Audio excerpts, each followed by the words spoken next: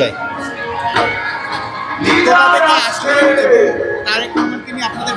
আমাদের স্টেজের সামনে জি, আমি Mohammad Nurul Islam Sujan, advocate, Bangladesh Supreme Court.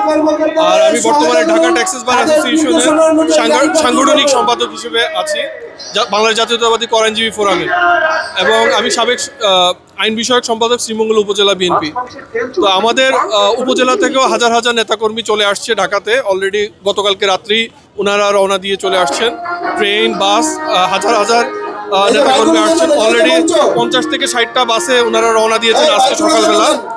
আর ঢাকা ট্যাক্সেস বার অ্যাসোসিয়েশনেরও নেতাকর্মীরা যে যেখানে আছেন কালকে সকালবেলা উপস্থিত হবেন।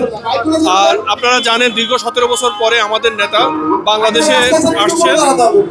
এটা একটা অবিস্মরণীয় মুহূর্ত বাংলাদেশের জন্য, কারণ বাংলাদেশের বর্তমান যে প্রেক্ষাপট, এই প্রেক্ষাপটে ওনার বিকল্প এখন বর্তমানে আর কেউ নাই।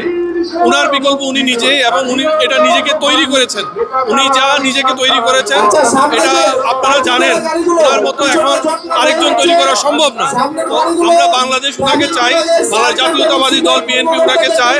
আমাদের 18 কোটি মানুষ উনার অপেক্ষায় বর্তমানে রয়েছে। তো এই আর কি, আপনারা সবাই ভালো থাকবেন, ধন্যবাদ। আপনারা দোয়া করবেন আমাদের নেতার জন্য।